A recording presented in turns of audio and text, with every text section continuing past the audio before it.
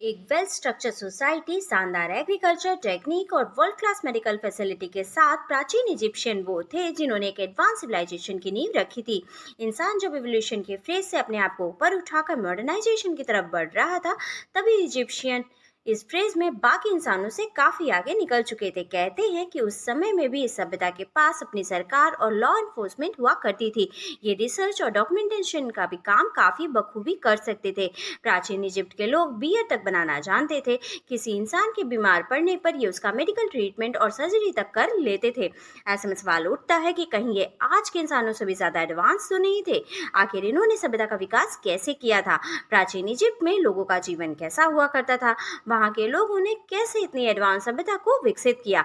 चलिए अपने आज के वीडियो में हम बात करते हैं प्राचीन मिस्र की सभ्यता के बारे में। हेलो एवरीवन, मैं आपके इकबाल आज आपके सामने एक नया वीडियो लेकर उपस्थित हूं। अपने आज के वीडियो में हम बात करेंगे प्राचीन मिस्र की सभ्यता के बारे में और साथ ही जानेंगे कि आखिर किस तरीके से इस सभ्यता की नींव रखी गई। तो चलिए बिना देर के वीडियो को शुरू करते हुए जानते हैं इस बारे में डिटेल में। गीजा के पिरामिड, ग्रेट स्फिंक्स और अलेक्जेंड्रिया की लाइब्रेरी से ये बात तो साबित होती है कि इजिप्ट के लोग उस समय के मनुष्यों से एक एडवांस जिंदगी जिया करते थे, जहाँ शिक्षा और स्वास्थ्य दोनों पर काम करा जाता था। ऐसे में जरा सोचिए कि वहाँ के लोगों की लाइफस्टाइल कितनी एडवांस रही होगी, वहाँ रहने वाले इंसान कितने एडवांस रहे होंगे। इस बात का अंदाजा इस फैक्ट से लगाया जा सकता है कि इजिप्ट में पुरुष और महिलाओं को समान अधिकार प्राप्त था। दोनों के लिए एक ही कानून था और उन्हें एक बराबर माना जाता था। आने वाले सदियों में इस तरह का स्टेटस कभी भी किसी भी सभ्यता में देखने को नहीं मिला।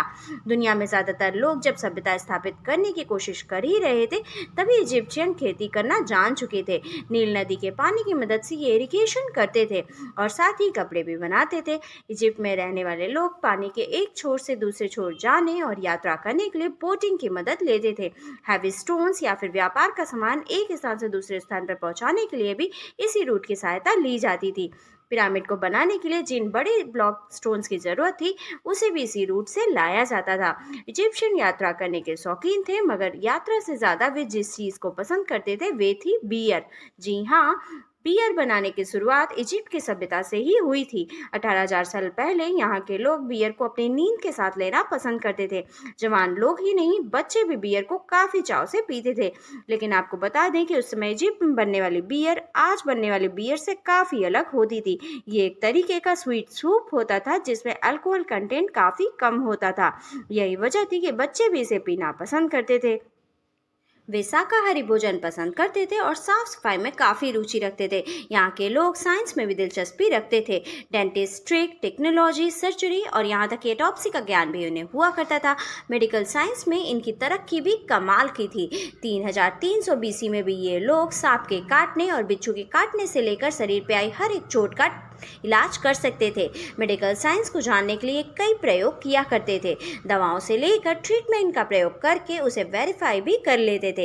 ये ट्रीटमेंट सिर्फ शाही परिवार का ही नहीं बल्कि गुलाम और आम जनता का भी किया जाता था। लेकिन हैरानी की बात यह है कि तब भी ये सिर्फ 34 साल तक ही जी पाते थे। इनका लाइफ स्पैन काफी छोटा था।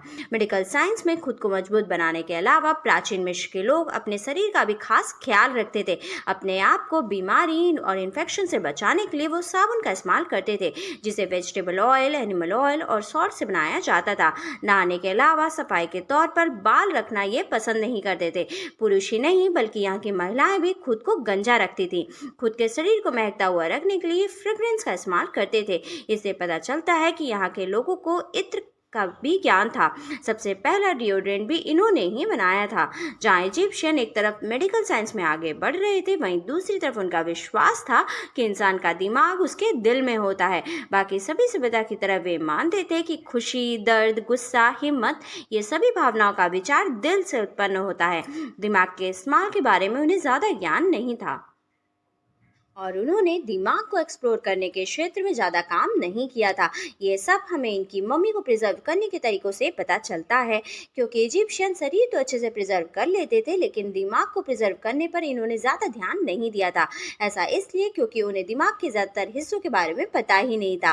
खैर, दिमाग के अलावा शरीर के बाकी हिस्सों की यदि बात करें तो आपको जानकर हैरानी होगी कि इजिप्शियन फर्टिलिटी टेस्ट को करने के लिए लहसुन का इस्तेमाल किया करते थे।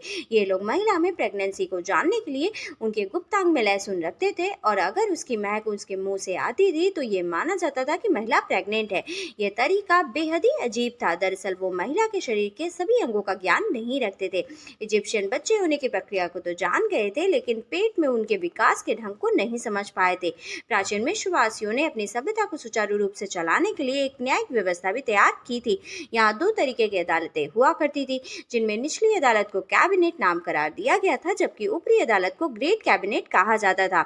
निचली अदालत आम मामलों पर काम करती थी, जबकि बड़ी और गंभीर मामलों को ग्रेट कैबिनेट सुलझाया करती थी। चोरी से लेकर खून के मामले ग्रेट कैबिनेट में ही सुलझाए जाते थे। यहाँ इसके अलावा इजिप्शियन खेल में भी काफ़ी दिलचस्पी दिखाते थे। खुदाई में वहाँ से मिले बोर्ड गेम से एक बात तो साफ होती है कि प्राचीन समय में यहाँ के लोग समय बिताने के लिए बोर्ड गेम का सहारा लेते थे।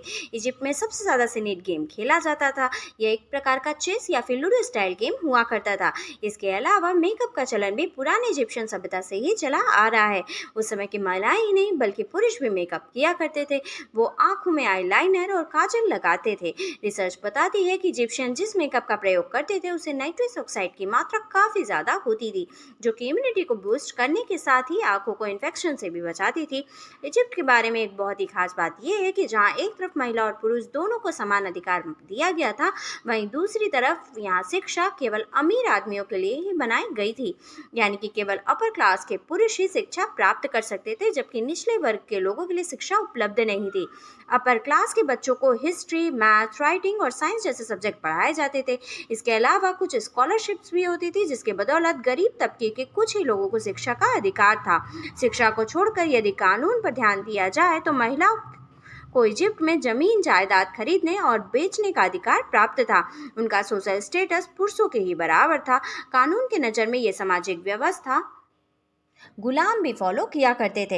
हैरानी की बात यह है कि उस समय में भी महिला और पुरुष दोनों को डाइवोर्स लेने का अधिकार था। इस तरीके की जेंडर इक्वलिटी आज के समाज में भी देखने को नहीं मिलती है। ऐसे में कहा जा सकता है कि पुरानी सभ्यता कुछ रूप में हमसे ज़्यादा विकसित थी और उनकी सोच भी हमसे कहीं ज़्यादा आगे थी और वे अपने समय की सबसे एडवांस विचारधारा वाले व्यक्ति हुआ करते थे। आपकी इस बात पर क्या राय है, हमें कमेंट करके ज़रूर बताइएगा। आज के वीडियो में बस इतना ही। For more such interesting video, like and subscribe my channel. Thank you. Bye bye.